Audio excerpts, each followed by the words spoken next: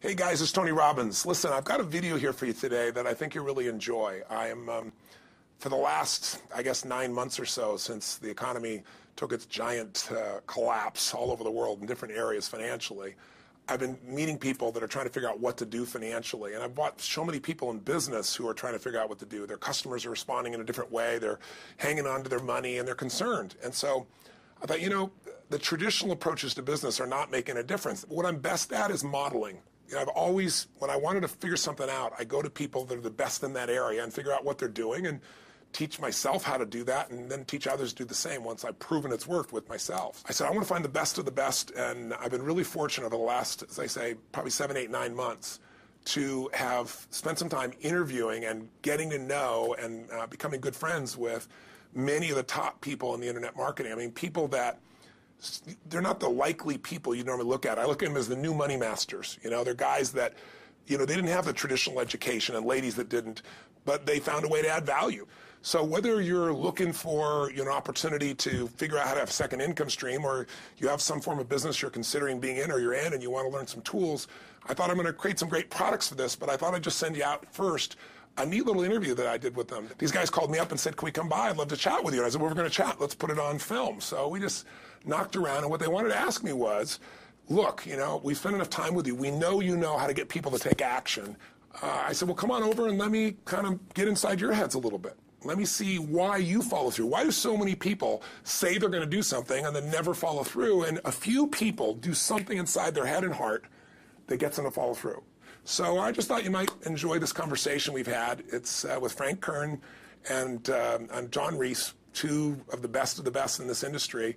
And you know, I think you'll find it interesting. Maybe you'll be triggered a little bit to think about what will get you to follow through too. So this is my little gift to you. I hope you enjoy.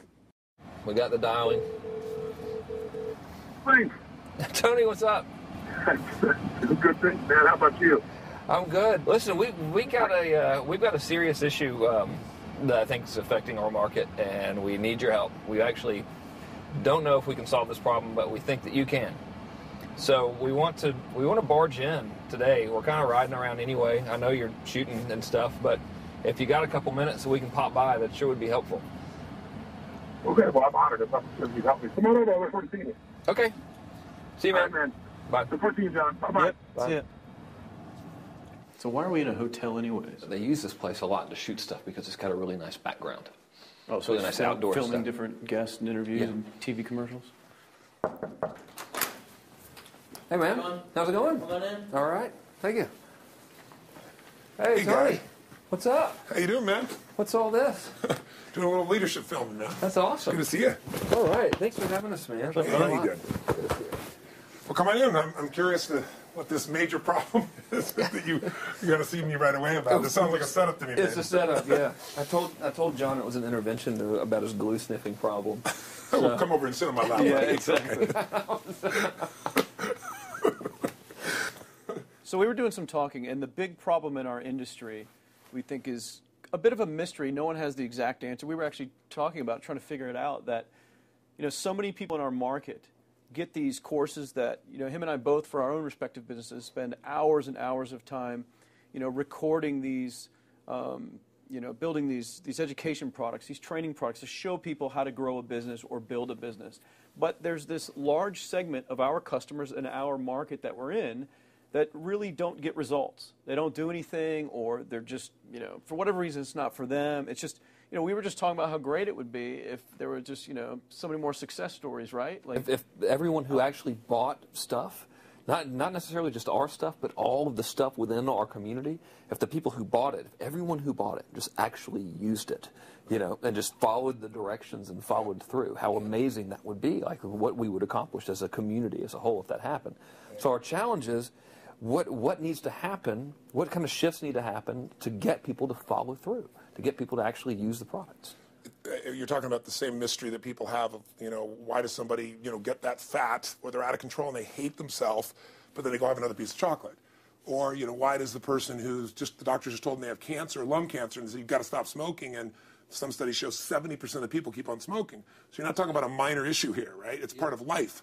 But there is an answer because there are people that do follow through, and there are people that never did before, and then they've never followed through in their life, and now finally they break through. And that's what I try to focus on, is what those people do. Yeah. You know, in my case, in the business world, I look at people like you, people like Dan Kennedy. Yeah. What do these guys do? Okay, I'm just going to do that to the best of my ability.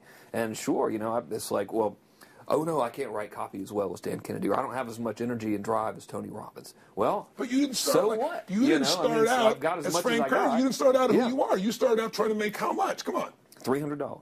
Yeah. A week. A week. $300 right? a week, yeah. And you failed at that in the beginning, didn't you? I failed pretty miserably, yes. But it was effortless to fail. I mean, it's just like natural, yeah. But truthfully, you went from $300 to, I remember you said your first time you believed, if I remember, was when you made like $2,500 in like It 4 or was 5 5 days when I was on vacation. While you're on vacation. That was when the true internet marketing dream was realized, you know, Right. because I sold a downloadable product and I wasn't even there. I didn't have to ship anything. I was like, oh my God, this was so great, you know. $2,500, and to me that was just a gazillion, you know, because my rent I think was like $400 or something.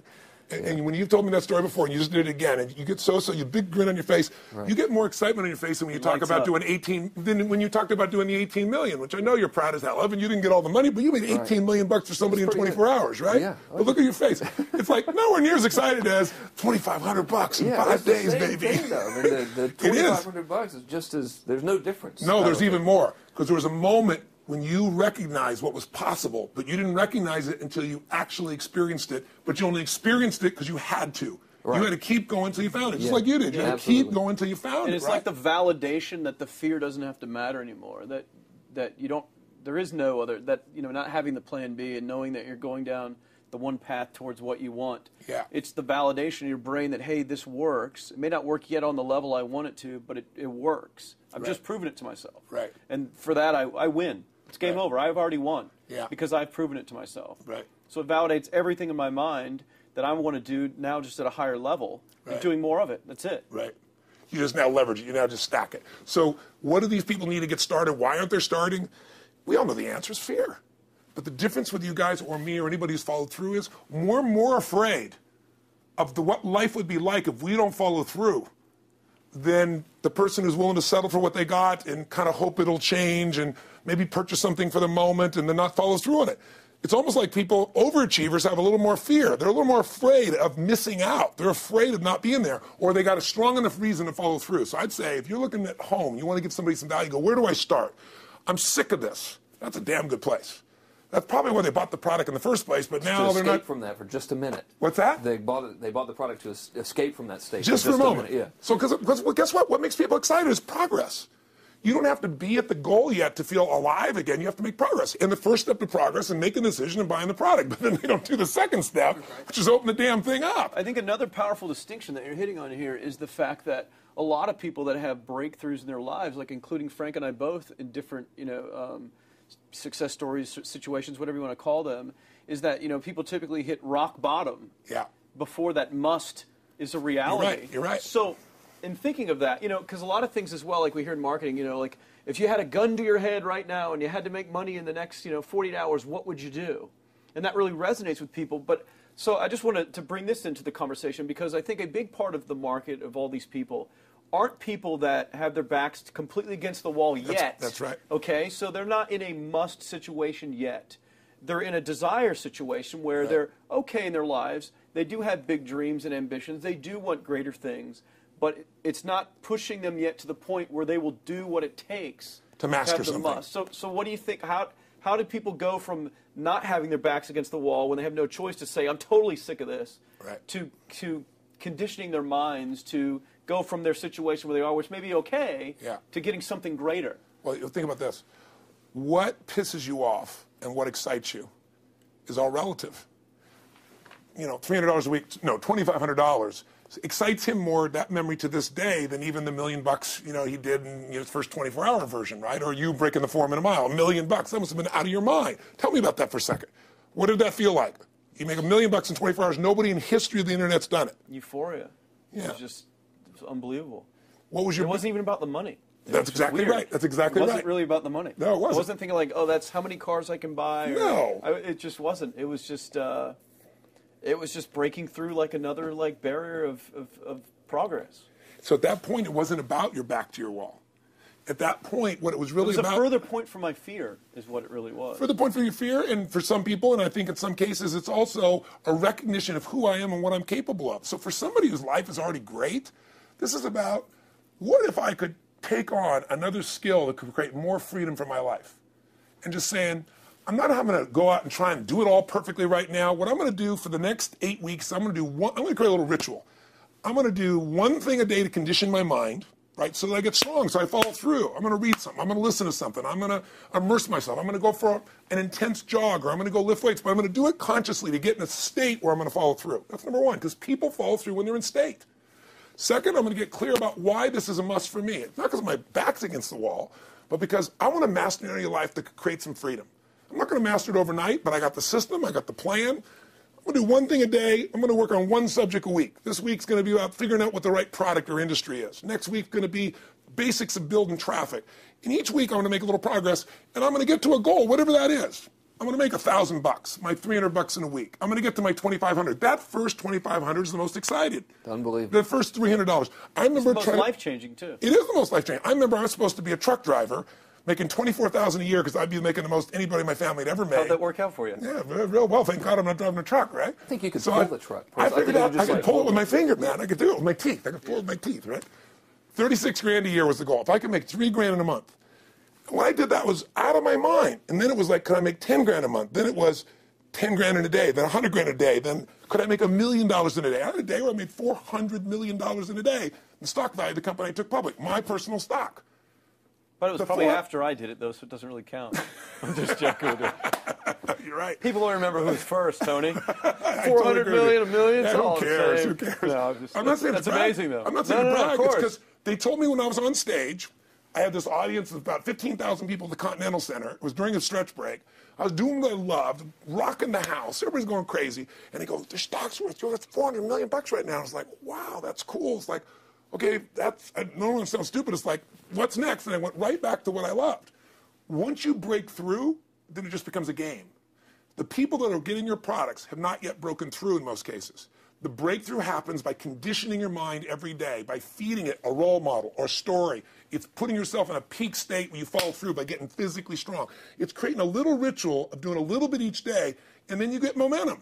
But the most important thing of all is what we started out with. Why? Absolutely. Why is it a must for you? It doesn't have to be you're against the wall, but it has to be something you're hungry for, because the only difference in people is hunger. And if you're not hungry, get around people that are hungry and something will hit you. You watch a conversation, you get around people that are doing better, and all of a sudden you start going, my life sucks. I remember I went to a guy in L.A. He's one of the most multi-billionaire guy, I'll never forget. And I lived in the Del Mar Castle, and I was really proud. That was like the symbol of me having taken myself from being poor to providing for my family this great place. It's built from castles in Europe overlooking the ocean, not far from you. And I went to this guy's house. He's a billionaire. He took me down to his wine cellar. I don't even drink wine. Went through this whole thing. At the end of the night, I was depressed. I lived in the Del Mar tenement, as far as I was concerned. I really was. I was like, I live in a crappy place, and all my standards changed. All of a sudden, I wasn't willing to settle for living that. All of a sudden, my back was to the wall in a different way, because as a man, I knew I was capable of more. So people can change their standard by getting around where it's better. People can change their standard by getting associated with what's true, like the bills they got to solve, the problems they got to do it. Or they can do it because they're excited because it's something new they want to take on. Everyone's different. But they got to find the why, and they got to come up with some daily rituals to get them going, and just do a step at a time. That's where you get momentum. Awesome. That is awesome. So, think about what's the holy grail between somebody taking action or not. It's one word, certainty. When somebody is absolutely certain, the common word is believe, right? But, you can believe at a general level, or you can believe with certain. When you're absolutely certain that if I do this, it's going to get that result, and that result's going to change my life, you'll do it. When you think it absolutely is not going to work, you're never going to do it. The middle no man's land of maybe it'll work, maybe it won't, that's the piece that kills people, right? So if it's a must for you, you got to make it work, right? In our case, right? That's an example. If it's not a must for you and you're not sure, you don't know what to do. So years ago, I'd look around and say, okay, how do people get themselves to follow through that haven't been following through? What's the difference? And I started interviewing hundreds of people, literally, and eventually thousands, because I had thousands of my events. So I'd ask the group to give me their feedback. And I came up with this model. It's like the holy grail of belief, or the holy grail of momentum. It's like the difference between what makes the rich get richer and the poor get poor, right? And the difference we all know is mindset, but like, how's that built? So this is what I did. I created stupid little 4 little boxes, and I'll scribble it here for you. You think about the first thing that determines whether you can do something or not, and I put that in this first box at the top here on the left side, and it's potential. Like, what's the potential of a human being? Like, when you guys started, you proved something no one had done in history. You ran the 4-minute mile, right? For God only knows how many centuries, they're trying to run a 4-minute mile. Roger Bannister does it. How did he do it? Do you remember? You did it in this industry, right? You made $1 million in a day. No one had ever done that in history, right? After you did it, a bunch of other guys are doing it because it became possible. Roger Bannister didn't just go physically practice. He made a shift in his head. He practiced in his head because he could never achieve it physically, so he had to change in his head first so that the result became certain enough he believed it, and then his body got him through. After Roger Bannister ran that 4-minute mile, within 2 years, 37 people ran a 4-minute mile. Wow. When no one in history had ever done it. Now, here's how it works. The potential for anybody getting your product is extraordinary. They could do what you've done as much, more or less. They can do whatever they want to do. The potential's there. The market's proven that. Whether or not they tap into that potential has a lot to do with what action they take, which is the question you came to me with, right? Like, God, they all have potential, but they're not taking action. And we all know that the action they take is going to determine the results they get. That's pretty obvious.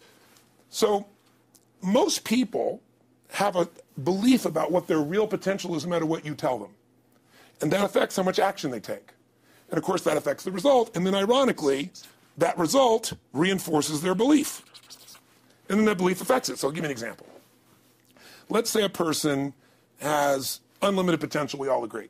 But they take little action, little results. Why? Because they have to start with a problem with their belief. They don't believe it's really going to happen for me. Maybe for Frank Kern's because he's got the cool hair and stuff, or maybe it's for you because you're so driven, but it's not me. Maybe Tony Robbins because he's a freak, got these big teeth. Whatever their thought process is, right? They got this thing, right? But what happens is, if you believe that there's very little potential, how much action are you going to take? Nothing, little. And when you take little potential with a little action, what kind of results do you get? Lousy little results. And when you get little results, what does that do to your belief? You go, see, I told you this was a waste of time, told you this wouldn't work. And then what happens? You tap even less potential. You take even less action. You get even worse results, and your belief gets even weaker. And this sucker feeds on itself until you are in the downward spiral. It's poisonous. It's poisonous and it's self-fulfilling. Now, what if something could happen that could come along and fill you with a sense of absolute certainty? Not like I believe, but mean where you know. In you guys' case, mine as well, we knew because we had to. Because we burned the boats. There was no other option. We had to find a way. We weren't going to live that way. We all did it in different ways and for different reasons, but in essence, that was it. If you get yourself in a state of certainty that this is going to work, I'm going to find the way, and if this doesn't work, I will make the way, then you tap a lot more potential. And when you're certain in your potential, you take massive action. When you take massive action, you really believe in something, you get great results. When you get great results, your brain goes, see, I told you I was a stud. I told you this thing would work out. Now you're even stronger. You tap more potential, take greater action, greater results. That's how you went from $300 in a week to $2,500 in 5 days to $100,000 in a month to $1 million in a day. Same thing with you. And we get momentum. That's why the rich get richer and the poor get poorer. Now some people go out and they go, well, I'm going to take a bunch of action. All right, I'm going to open this product. I'm going to try it. And they'll say to you, I even did it. But it's like a salesman who goes and knocks on the door, and he knocks on 100 doors and says, you don't want one of these, do you? Yeah, exactly right. And even if he doesn't say it verbally, his face says it because he doesn't believe it's going to work. So his voice, his body, the execution is so weak. Maybe if he talks to 100 people, somebody's going to buy out of pity. They don't want his kids to starve, right? But he's not going to get the result. So the core difference in people is how do you produce certainty when the world isn't giving it to you? You go out and you try. In your case, you're 100,000 in debt, and nothing's working. How do you keep yourself going? The way you did it, the way I did it, the way you're doing it, we may not have done it consciously, is we didn't change our potential. That was there. And it wasn't even taking more action. Taking more action with a belief it's not going to work, it's not going to change anything. We got results in our head that made us feel certain as if it had already happened. True or false for you? True. Right? So give me an example so people know I'm not just making this crap up. Well, I mean, just like when I had nothing, I already knew I was driving like Ferraris and Porsches and stuff because I always wanted those cars. I already knew I was going to have them. It was inevitable. Right. I inevitably, that was just my inevitable outcome. But how did you do that? Did you have a ritual? Did you think about it regularly? Was it one time you thought about it, or was it something you had an obsession towards? I had an obsession towards it. I mean, I used to work at a video store, which was the last job I ever had in my life. Thank God. And I used to go to work almost every day. and I used to bring 2 magazines with me to read on my breaks. Entrepreneur magazine, just to read about business and everything else, to read about what other people are doing, look for role models. And I used to carry an Auto Trader with me. And I used to look at Porsches that were for sale. Yeah. And people always used to ask me, what are you doing with that Auto Trader magazine? I'm like, well, I'm just picking out the Porsche that I'm going to buy. Right. Which probably got you a lot of crap. I did. People made fun of me. Sure. I actually had a boss at that job tell me, you really shouldn't do that to yourself, John, because it's very, very likely that is never going to happen. That it's very likely that you're never going to have that car. Yeah. That's the kind of belief he was trying to put in my head. And I was like, no, you don't realize that it's inevitable that I will drive here sometime in the near future with that car when I'm not working for you and drop movies off for you to put back on the shelf. And that actually happened. And it was one of the most fulfilling days of my entire life. And the great thing was when I pulled up in this car, I was in my mid-20s, a car that most mid-20s... What kind of car was it? It was a Porsche 911 Turbo. It was a convertible and everything. It was a beautiful car. It was one I always dreamed of having. But, for a few years, I always circled the ads of which ones I was going to buy. Well, when I finally got it and I pulled up at the store, I had all these people, some people that were still working at this $7 an hour job were there years after I left. And I'll never forget this, even the boss and stuff, and the reaction of the people was like, wow, that is awesome. Yeah. Is that your dad's car?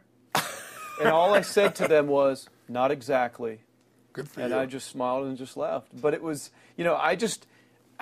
it's the weirdest thing, but I just knew it was going to happen. But you knew it because I conditioned myself to you did it over and over again. When I was in high school, I was not a popular kid, but I was passionate and intense, and I'll never forget. Some particular girls gave me some crap, and a guy too. And I wrote in their journals or their annual yearbook at the end, I wrote, someday, I said, you treated me like hell. Someday I'll be rich and famous, and you'll be an effing truck driver. And you'll be sitting there, I'll be with with this beautiful woman of my life, rich, and you'll be watching me on television thinking, you wish you would have treated me better. I actually wrote this shit in people's annuals because I went to a 10-year high school reunion when people showed me this stuff, great. Right? But it's like, I burned the bridges, baby. I was like, this is how it's going to be. So I'll give you a perfect example of this. They did studies, many have been done at this element, where they want to say, how much does the mind affect performance? So take basketball. I've worked with a lot of NBA players and turned them around, and one of the problems many of them have is they'll choke on the free throw line. Well, everybody knows in that case, if you normally shoot really well and now you're not, something's interfering, something's getting in front of your state, some uncertainty, right? Obviously. So they take a group and say, we're going to make them better. How do you make somebody better who's got this mental block? So they take a group of guys and they're going to do free throws, and they do one group where they just practice for 6 weeks. Totally intense practice, and I forget the number of free throws, but they got to do this many free throws every day. Take a second group, and they have them not practice at all. Obvious. And they take a third group and they don't let them touch a basketball. All they do is have them practice in their mind, but the key is it's not practice makes perfect, it's perfect practice makes perfect, as corny as that sounds. So these guys see themselves making the shot every single time, conditioning their mind and body that it's perfect every time. They're not interrupted by a reality that would screw with them.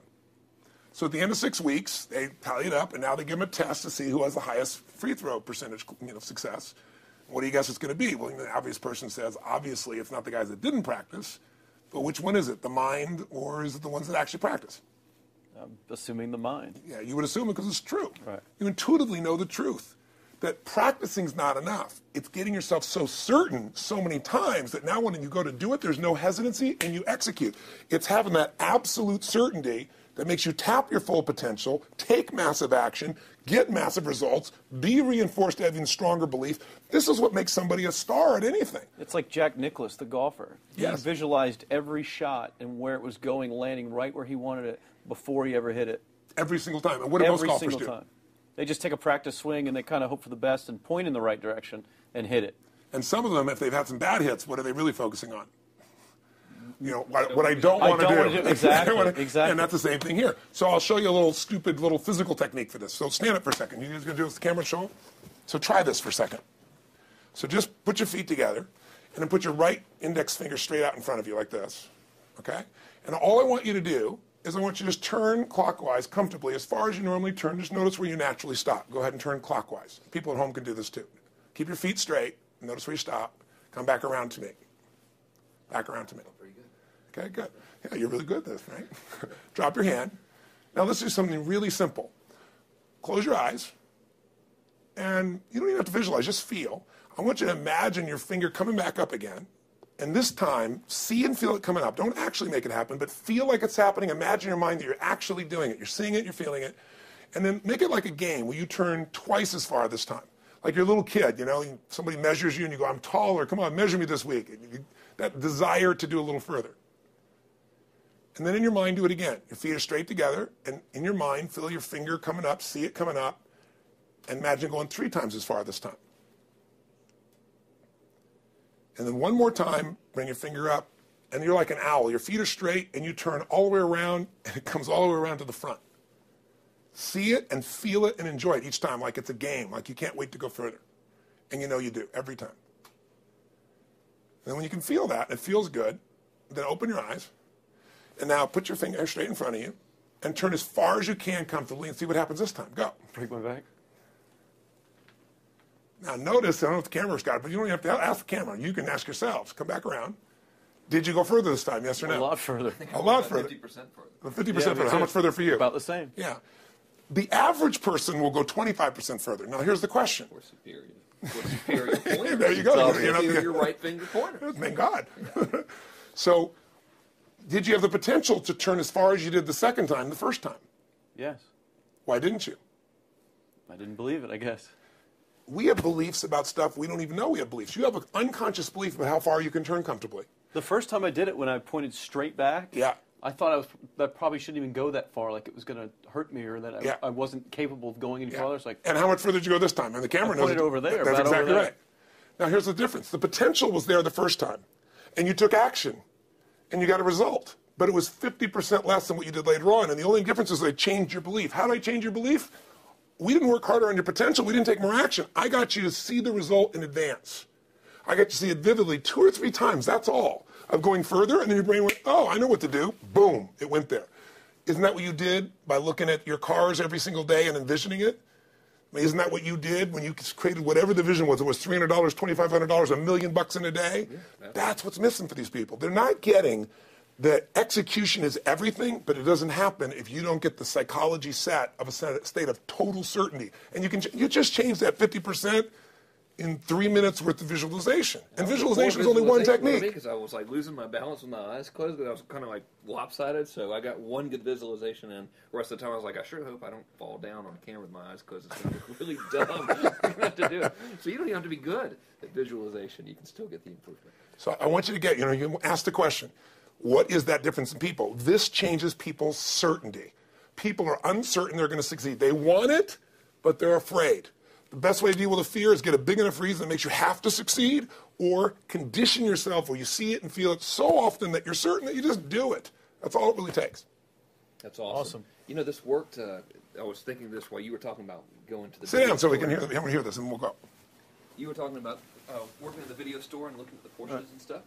I used to drive around in my car, doing the cold calling with the credit card machines. And one way that I would avoid cold calling, the pain of like cold calling and knocking on doors and everything, would be to listen to your stuff and listen to Jim Rohn's stuff. Wow. Just drive around, no particular destination, just to listen to it. And strangely, I still like to drive around. I prefer to listen to that stuff in the car for some reason. It's because it's where you got imprinted. I guess. I mean, it's like, well, I'll just drive up and down the coast and check out the ocean. Yeah. So I would drive around, and I would envision myself holding those types of seminars and teaching people that kind of stuff. And 3 weeks ago, I was teaching a seminar in San Diego, and I was talking about beliefs and envisioning things, and I had to stop. And I shared with the audience, I was like, you're not going to believe this, but I actually used to envision this very moment of me talking to you right now. So it really, really works. Definitely works. Makes a difference, I say. I'll tell you what, I worked with Andre Agassi in 1993, I think it was. He'd been #1. He dropped to 32nd in the world.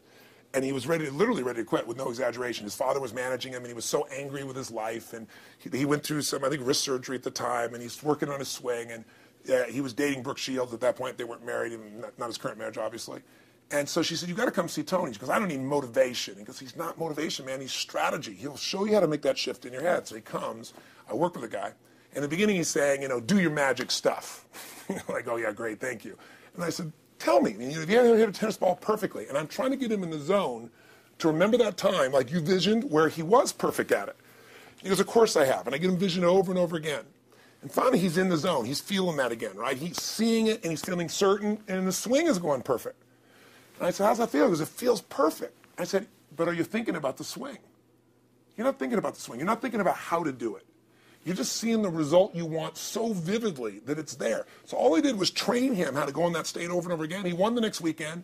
The second weekend, he came in second. Within 6 months, he was #1 in the world again. And he gave me unbelievable credit. But all it was conditioning the mind. You did it with tape, so did I. We were just talking about this earlier, Pam and I used to go when I was 17 years old down in downtown Los Angeles, this place called Night Education, K-N-I-G-H-T, like in the night. And I'd save up all my money, work as a janitor, and I would get these tapes and listen to these things over and over and over again. I went there for years, and I didn't have enough money, and I leveraged everything I had, but I knew how to train my mind. It's the one thing I knew how to do. This man's name was Mario. I saw him in his 80s. You know, he obviously knows how my life turned out and was very proud of the role he played in that process. He used to tell people the story. This guy's the real thing. He didn't just start out this way. This is how Tony did it. He listened to these tapes. He conditioned himself, right? This is the real stuff. He passed away a few years ago.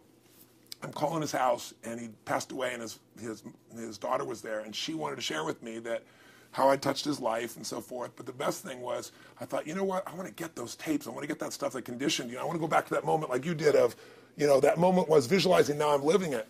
And she said, he left all this in his will to you.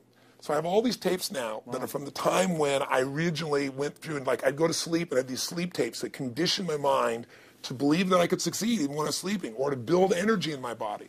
And anybody who wants to succeed has got to know it doesn't just happen. You can buy a product, but you also, with that product, have got to condition yourself. You got to make it a must, and you got to get a ritual. And if you do it, whatever you used to dream about you thought was so huge, you'll just live it. You'll live it like you lived this yesterday. Like we're all living the life that we envision because we had to, and because we played this game with our head. We got the belief to be real by seeing it enough times and feeling it enough times till our brain believed it, and then it made it happen. Which raised the potential, which made us take more action, which got us better results, which raised our beliefs again. That's right. And then that's why the rich get richer and the poor get poorer. So instead of bitching about it, change it. And this is how you change it. It's like a self-fulfilling prophecy. Completely. It's pretty easy to change. Just that one simple exercise was amazing. I'm still like, holy crap, you know, I wonder what else I can do now. But look what most people do. Most people do the opposite of that, right? They get the product or they think about doing it, and what do they envision? It not working. That's right. The excuses. So they vision it not working. As soon as they envision it not working, they feel uncertain. As soon as they feel uncertain, how much potential they tap? Little, if anything. And so they send back your product, and they listen to the damn thing, you know? And guess what? What does that do, by the way? They make that as another lousy result in their life. I didn't even follow through on that, and they believe even less. This process is the Holy Grail. It's where the whole game changes, and anybody can do it, and they can do it in a few minutes. And if they do it a few minutes each day, then they get a different life. They do it a few minutes one time, their life changes for the day. We're defined by our rituals. Everybody's got rituals, certain things they do every day. And what we three have in common, and anybody that I know of who has a life that they're living that was once a vision, is we saw it again and again and again, even when it didn't work, even when you lost 100 grand, even when I'm working as a janitor. There's something we would not give up on. And if somebody watching wants to change their life, they got to decide what they won't give up on and then put themselves in the state of momentum by a couple little rituals. That's all it takes. And I think especially when it comes to anything related to making money, like making money products or promises or courses, people are so inundated with scams and all this garbage, true garbage, that, you know, their natural thinking is that they're so skeptical. It's like they fall into the conditioning of, well, if anything's ever going to work, that thing has to prove it to me before I believe anything. So when they go to approach the thing to make more money with, they're like, well, I'm starting at zero, and this thing has to prove to me that it has any potential at all before I believe that it will. Don't you agree with that's the case? Unfortunately, I agree it's the case, but here's the truth. When somebody says to me, in my business even more, because a lot of people think I'm a motivator. I hate that term. That's never been what I've done. I do believe in energy, and I'm passionate. You know, they see 10,000 people in the room rocking, they go, oh, he's motivating them. I believe in peak state. You get a top athlete, you get in a concert, and you get in state, right? The problem is, to defend themselves so they won't be disappointed again, they lower their expectations. So someone will say to me, well, I'm skeptical or I'm pessimistic. And my response to them is, no, man, you're gutless. It takes no guts to be skeptical. You don't have to have any capacity to be a critic. And now with the web, you don't even have to own that you're the one being the critic. You can burn somebody and, you know, anonymously, right? I said, you know what? It takes guts to believe. And if you think something's going to do it for you without you putting your guts on the line, you might as well forget it right now. So this idea that I'm skeptical or they got to prove it to me, it's the biggest lie. What that really is your fear talking. You're so scared of failing, you don't even want to get your hopes up. And if you don't get your hopes up, you might say, well, what if they get their hopes up and somebody gets disappointed? How many disappointments have we experienced in our business careers and in our lives? The difference is some people take disappointment and let it destroy them. Other people take disappointment and let it drive them. And you get to choose. Are you going to turn this thing into why it didn't work and a bunch of stories and excuses? Or are you going to take this thing that didn't work and figure out what are you going to do to make it work? And it may not happen the first time, the second time, the third time, but the people that are relentless find the way. And it's the common denominator in all these guys that are kind of our friends or family, money masters, the new money masters is they all did it with will. Nobody here inherited this stuff. Everybody figured it out. And keep figuring it out. And it's going to keep changing. And you say, you know what, 1% of 99% of the money being made is being made by 1% of the people because only 1% of the people will condition their mind and condition their body and follow through some daily rituals. The rest will tell a story about why it didn't work, how it wasn't their fault. And you got two things in life. You got results or you got a story, And too many people think that 1% is somehow entitled to it and they're not, which is, it's just all in the head. It's all their belief. It's all in the head, which can be changed with some conditioning. Basic conditioning. You just proved it to us. That's fun. That's why I made Get the Edge and Personal Powers, because I understood that from the very beginning. Originally it was 30 days, and years later people would say, I've heard all the great results and everything else, man, but I don't have 30 days, and I'd be behind the glass, focus group, watching these people want to shake them, like, you don't have 30 days to change your life, I thought, okay, I'll make it 7 days. Just one, because after 7 days, you get momentum. I mean, think about it. When do people's lives change? In a moment. It doesn't change in 10 years. Your life may have sucked for 10 years, but there's one moment when your whole life changes, the moment you decided. When you said, no more, and I'm doing it, and you kicked yourself in the ass, and you made yourself go do something, right? When you finally said, enough, no more, I quit, or let's begin, or I love you, there's a moment when somebody's life changes. And that can be gotten in a couple of days. So people watching don't have to wait until they've mastered everything. They got to get started and do what's next, and just put themselves in a state where they start making some progress. Well, there it is. I think that's the answer that can help solve that problem with a lot of people. They'll just pay attention to it and do it. The bottom line is, all three of us and some of the people that we consider as family that are part of this process, we've all done well, and we don't need to do this stuff. We're able to do the stuff because underneath it all, people can see in your eyes, Frank, when you talk about $2,500 you made that day and the joy, right? Or you talking about not willing to settle, and just, I don't care what they say. They tell me I'm going to sit here and I should lower my expectations. I'm going to be driving my car in here and they're going to be delivering a video to me. There's something inside of every human being that will make it click, that'll make it so that today is not like yesterday and tomorrow will be different forever. And that process is an emotional hook. And what I hope is people watching this stuff, maybe something in here will piss them off enough or remind them of something or say there is a plan and it isn't just luck. And if I just get my big enough why, and I get a little system for conditioning myself, and if I start to feel overwhelmed, I just do one next step. And I keep learning and keep moving forward, I will get there. And if we accomplish that out of this conversation, then this conversation was kick-ass and fun, not just for us, but it'll be something that we'll be really proud of a long time. Whether that happens or not really has nothing to do with us, but whether or not people take it in as real and do something with it. I hope they will. I think a lot of people will. Control. I think they will. Thanks a lot. I think it was awesome. Thank you. That's been a I blast. Appreciate it. Your shoot here. Yeah, going back to the next one. Yeah. Thanks, guys. Thanks. Yeah. Appreciate it. Really appreciate it.